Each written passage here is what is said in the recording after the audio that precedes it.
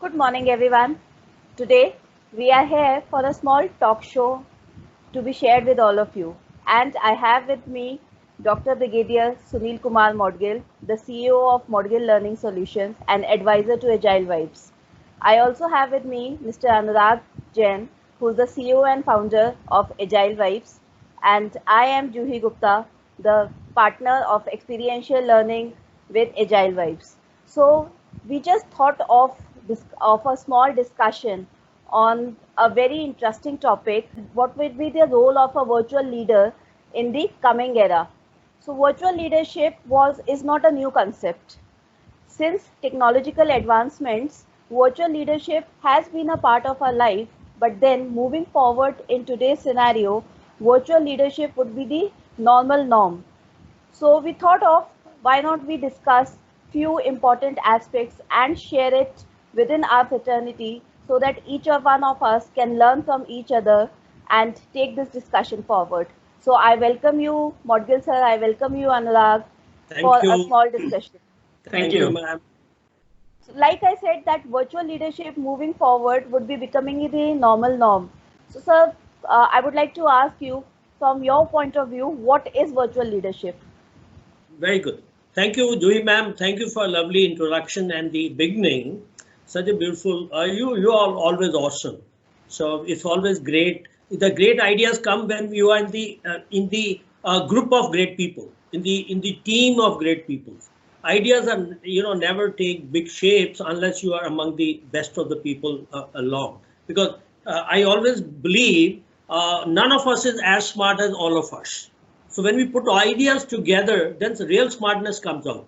So very beautiful question you asked me about virtual leadership.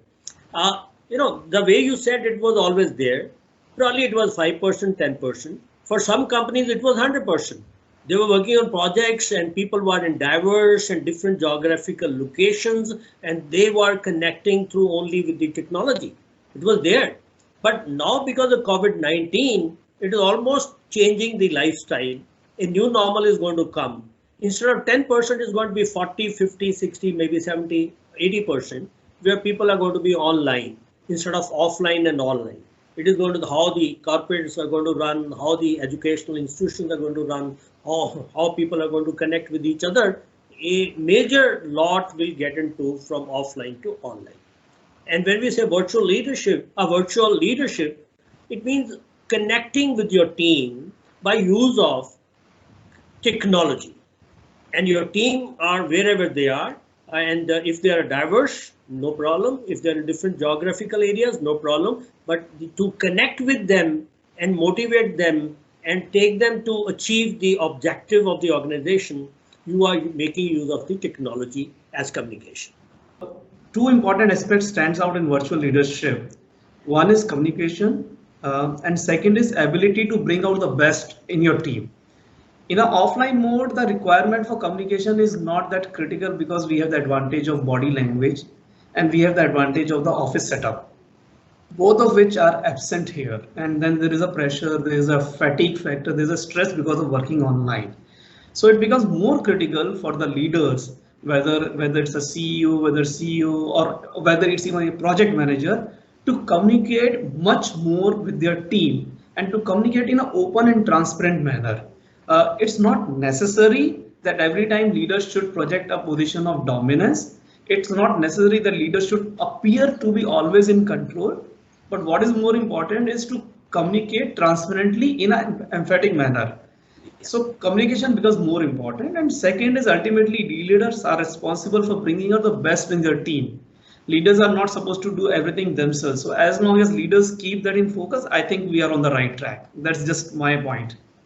Thank you, Jimmy ma'am. You may be the moderator, but you always have great points. Let us also hear your point of view. I think is that the trust, because building trust between people when you can see each other, when you can meet each other more often, it's easy. So one of the major role of a virtual leader nowadays would be how to build up trust in a virtual team. So that is one area I think we should move forward also with and discuss and share our thoughts that how can we actually build trust within our teams when we are interacting virtually. Great. Very, very good. Excellent point. Yes. Totally agree with you both. I also have the similar thought that trust is a very important factor because people are sitting in their places and you don't know what kind of atmosphere they have. If they are within the COVID system when we are locked out, and you don't know, most of the people are working from homes and from different geographical areas. So how you bind them and get them online and talk to them, and if there are bigger geographical areas, there'll be time zone also that get into it. Now we are talking to each other at about 11:30, and somebody part of our team is in America or in Australia. The time difference is 10 hours. They may be sleeping at this point of time. So so how to create a trust that when you want your team to be together and working on a project, so leader's job becomes real difficult. So vis-a-vis the offline, creating a trust during online is very, very important. What I feel is not only leaders are supposed to be self-motivated, their job is to create motivation among the people, those are much away in the diverse locations. So creating that motivation only comes up. Trust may be one of the biggest factors. The leaders have to create that trust. Yes. So, see, I think one important factor for building that trust is the team reads and recognizes what leaders do. They get guided by their actions, not their speak. So leaders have to be very conscious about the way they act and what they act. More important than what they speak, and the team is able to pick up those cues, pick up those nuances, pick up those nuances. That is one good way of building that trust. Do what you preach and preach what you do. Easier said than done, very difficult, but that is, I think, number one step for building the trust. And second, probably I'll go back to my earlier point of communicating openly. The more transparent is communication, the better is the trust. Very. I mean, again, would like to hear your points on this.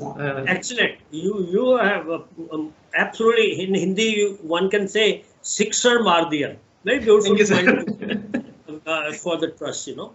If I have to share one or 2 points, taking it from your lead is the dependability. You got to be dependable, and people must be able to fall back if there is a problem, and you must be able to help them to come out of their problem. So people will naturally have trust in you. If you're not dependable, why should they fall back? Then they will try and solve things by themselves. Yes. So it means you must be able to hold hand holding by the leader at the time of crisis is very, very important. So dependable and consistency, very important. Consistency is very important. Are you delivering one after another consistently? Even in the time management point of view, consistent, maybe as a leader, I said, okay, tomorrow we are having a team meeting, and tomorrow we have a meeting at 11 o'clock, and at 10:30 I send a message, sorry, because of some work, let's postpone the meeting to next day. And then again I say, oh, sorry, so if my work is not too much consistent and people are not dependable, I am not dependable, and people can't fall back to me for their answers, naturally the trust element is going to go down. And my third point, if I want to bring it out, how we build up the trust. I always see it from a perspective. One is called transactional and connect. When we meet with the people and just about transactional, that, well, I give you a target, you are supposed to achieve so much. If you achieve it, fine. If you don't do it, I'm not happy. I may fire you. So if it is only transactional, the trust element is going to be low. If I pick up the trust from transactional to emotional connect, then the trust element is going to be higher. Instead of telling them I am going to fire, I'll say, okay, let's sit down and find out the reason why we are not able to achieve what we wanted to achieve. Why we are not able to, not pointing out the fault at the other person, not telling them why did you achieve it. I'm a leader. I am supposed to be part of the accomplishment and achieving the target. I may give the target to you to achieve, but it's a team. So when my team member is not able to achieve, how my communication goes is, let's sit down and see how we are not able to achieve what we wanted to achieve. It's called hand holding, and then developing. And then the people perform. They are motivated. They look at the leader. They say, look at the leader, the kind of leadership he has or she has. Emotional connect. because human element plays a very important role in trust building. So as a leader, he should actually encourage the team members and set some ground rules so that everyone is clear. And like correctly said by Anurag, communication would be, I think, a key point in building trust, because the more clearer the communication, that is the only mode through which we would be connected. One point about the offline leadership, one quote is there which talks about at some point of time leadership used to be muscles, and today in the offline scenario leadership is all about carrying the people together. That is where the emotional leadership comes in. So when we talk about carrying the people together in the offline scenario, I think it is equally valid and maybe a little more valid when we talk about the virtual scenario. Yes, isn't it? Yes. Totally agree, sir. Whatever points both of you raised, I can personally relate to them when I was in my job, all the 15 years. The importance of connecting emotionally, the importance of reliable, being dependable. If I know that my boss is covering my back, I can do whatever I want. It increases my motivation. So I'm able to relate to each and every point that you and Juhi made. And I think the clear point is all of this work in tandem. And I mean, I just want to share one mini narrative. I read this in APJ Abdul Kalam's biography. He was talking about Mr. Satish Dhawan, who was his senior at ISRO. And he was talking about some mission. And I mean, when they were trying for that mission, and first time the mission failed. So there was a press conference, and the press conference, both Mr. Kalam and Mr. Satish Dhawan went for the press conference. And Mr. Dhawan took all the questions, even though Mr. Kalam was the man responsible for the mission and the failure could have been attributed to him. But being the senior, Mr. Dhawan took all the questions and he was kind of taking the entire blame. And then they tried again. I mean, Mr. Dhawan said, I'm confident my team will be able to do it. We'll try it again next time. After a few months, they tried again. This time the mission was successful. So Mr. Kalam phoned Mr. Dhawan, told him the mission is successful, let's go to press conference. Mr. Dhawan said, I'm not required, you go and lead the conference, it's your day. So that's the kind of leadership we need, where we know that seniors are covering our back, but the time of when it becomes to sharing accomplishment, they let the team share the accomplishment. And that's how the team gets motivated. I totally agree with you. You know, so when there is a problem, the leaders must be able to stand and take the blame. That is what it says. Yes. And when there are achievements and there's a need for the credit, leaders should not come forward and say, it is I have done it, my team has. No, credit must go to the people those work for it. So it is as applicable in offline and much more applicable in the online, because people are not very close to you. So unless they get appreciation for the work they're doing it, the trust will never be built up. Very beautiful example you brought it from the SLB-3, the missile, the space launch vehicle, which Dr. Kalam was the director. Very beautiful example. Sir, I want to have your views, and Anurag, your views, that how in a virtual environment flexibility can be adapted by a virtual leader. Yes. How the flexibility can be adapted by a virtual leader. So is it that flexibility of change of goals or the targets? Is that giving due to the members of the team as per their locations, as per their shortcomings because of any such reason? Is it that the leader is very rigid? No, this has to be given to you and it is your job. I don't care. You got to be doing it. So leader, while setting the goals, whether it is offline, online, has to see who all can muster the resources and can achieve those goals. And if there's a need for listening back, because a good communicator will always ask, is it okay with you? Because you cannot give targets unless you share the target and listen to the members whom you're giving a target. If you find there's a genuine reason for the member for not able to do it for the genuine reason, you should be flexible enough. You say, it's okay, I agree with you. I was not aware. I was not aware. So let me see once again who else is a better person within the team. It should not go against the member, because if it doesn't go against the member, your trust is better built up.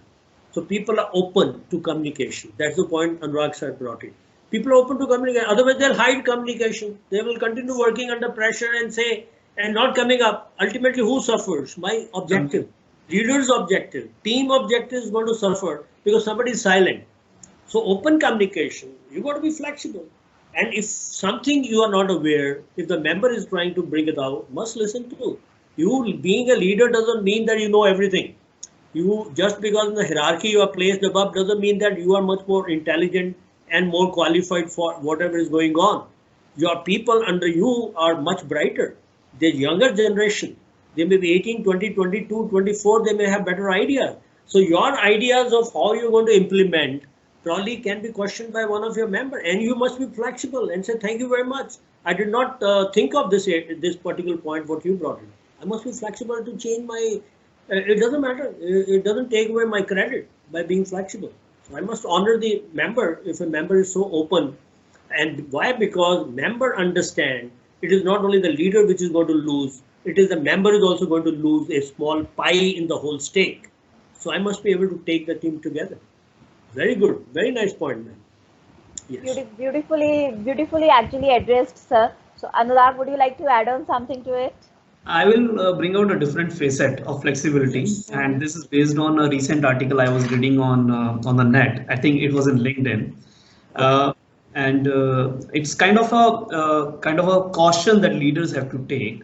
So while flexibility of the virtual environments gives us flexible working hours, and we all of us have the flexibility of managing our time, what is also happening is in the virtual environment that the boundaries between the work and home are getting blurred. The working hours are getting stretched into what typically used to be your home time, family time. And see, earlier when we used to work from office, we had a different mindset in office. The moment we reach home, our mindset changes. The switch was easier. Now, since our drawing room or bedroom is our office, the switch, there is no physical change in the surrounding. The switch in the mindset becomes much more difficult. On top of that, if there is an extension of the working hours into either late night calls, early morning calls, it becomes difficult. So at times what happens as a leader, we need to be more cautious on the kind of demand we are placing on our team. So for example, if I have to send, and this is again I'm quoting from the article I read, if I have to send a mail to my team members, I should not try to send that mail at 2 o'clock in the night. I should be making myself conscious that let's not put a pressure by sending a mail at 2 o'clock in the night. Let's send it maybe at 9 in the morning, while at the same time giving flexibility to the team to come up and work the way they can depending on their work and home schedule. So leaders have to be flexible on both sides, giving the benefit to the team, at the same time taking extra precaution on their hand so that they don't put undue pressure on the team. Otherwise, this can get very easily into a zone where people get demotivated and pressurized. So I think now it is actually essential for a virtual leader to be an excellent cross-cultural manager. True. So, and I'll cite a small example. So now in current scenario, when we are actually not allowed to move out a lot. So like you said, Anurag, that you don't have that switch. So what happens, maybe both the parents are working and you have a small child at home. So when we talk on flexibility, a leader not only should consider the time zone, he or she should also consider the kind of culture that person, the other member is. So for example, if I talk about in India, usually males are not accepted or they are not expected to help in the household chores. So yes, today they might be, but still the expectation is that the female would do that. A child is usually a responsibility of a female. So a leader should be flexible enough in this aspect also, that he or she should also ask that what time would suit you, that we can keep this, if something is very important, that we can keep this particular kind of meeting or a discussion, so that the person has the flexibility on the other side also to mutually have a consent. So that is why I went back. Now I'm going back to my previous point, that a leader should actually have a mutual consent within their teams. Cross-cultural management, I think, now would become a normal norm for the virtual leader. Just knowing a person isn't enough when you're working in a virtual environment. We get to know what's the person culture at home, what's the environment at home, who all are at home. Unless I know about my team members, and this brings me back to the sir point, knowing your team inside out. Unless I know who all are at home of my team member, how many young kids are there, who is working, who is not, whether the culture allows the males to work or not, how much load is there, I cannot be a good leader. So I think that's a very relevant point, and I want to combine that with the sir point that we should be knowing our team inside out, and that's only when a good leader will be able to lead the team. With this, we'll close our small discussion on virtual leaders for today. And I thank you, Brigadier Sir. I thank you, Anurag, for your insightful thoughts. Next week, next one more topic of which is a burning topic, so that we can discuss and throw light on that. Thank you very much. You people are always great. And yeah.